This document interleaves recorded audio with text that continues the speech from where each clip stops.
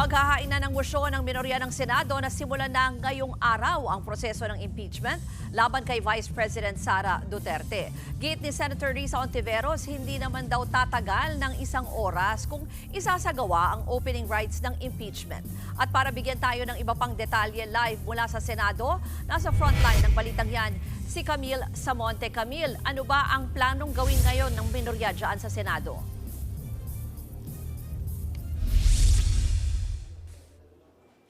Tatlong araw na nga lang ang nalalabi bago mag-adjourn ang sesyon ng Kongreso. Dahil dyan, maghahain ng moisyon sa plenaryo ngayong hapon ang minority group para pasimulan na ang opening rights ng impeachment trial laban kay Vice President Sara Duterte. Giit ni Senator Risa Hontiveros, hindi siya papayag na Senado mismo ang bumaliwala sa konstitusyon dahil hindi raw mapapatawad ng taong bayan kung mabasura lamang ang impeachment case.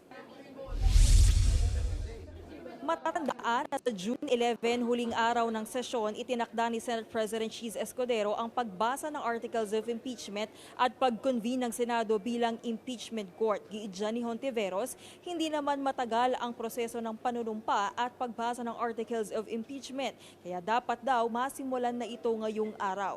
Kasunod niyan ay pwede na ring mag-convene ng Senado bilang impeachment court at formal nang ipresenta ang Articles of Impeachment sa plenaryo.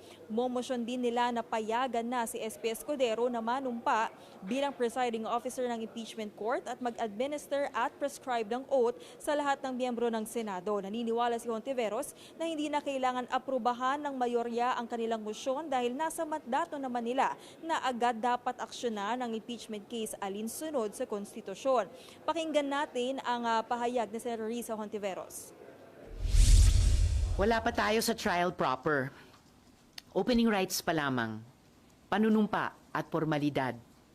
Hindi ito aabuti ng isang oras. So, let's not pretend that 1 hour is too much to ask. Kung ibang panukala sa plenary, umaabot tayo sa hating gabi.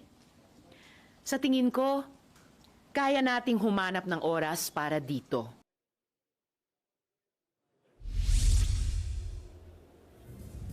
Ruth, bago nga ito i-anunsyo ni Hontiveros ay nagpa-press conference din si SP Escudero at muli nga niyang iginiit na hindi siya magpapapressure doon sa mga gustong madaliin ang impeachment trial. Hindi rin daw siya sang-ayon sa suwestyon ni Senator Francis Tolentino na gawin ang impeachment trial sa loob lamang ng 19 days bago nga magsimula ang 20th Congress. Hindi raw kasi sapat ang panahong yan para magpresenta ng ebidensya ang magkabilang panig. Kaugnay naman doon sa inihaing resolusyon para sa umano'y de facto dismissal ng impeachment trial na galing nga sa opisina ni Senator Bato de la Rosa. Ayon kay Escudero, wala pang formal na inihaing ganyang resolusyon. Ruth?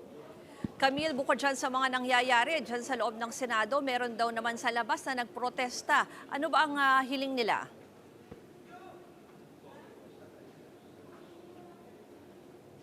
Yes, Ruth, kinalampag nga ng iba't ibang grupo gaya ng Mamamayang Liberal, Tindig Pilipinas at Takbayan ang labas ng Senado para nga ipanawagan na isalang na sa impeachment trial itong si VP Sara. Ayon kay ML Party List Representative-elect Laila De Lima, mahalaga na maisalang nga sa impeachment trial si VP Sara dahil ito ang tamang forum para maipaliwanag ni VP Sara at mapatunayan kung totoo nga ba yung mga aligasyon na ibinabato laban sa kanya. Ruth? Yan po ang Express Report ni Camille Samonte. Mga kapatid, ako po si Ruth Cabal. Maging maalam at may pakialam sa mga may init at rumaratsyadang balita sa Frontline Express. Para maging updated sa balitaan, mag-subscribe lang sa social media pages ng News 5.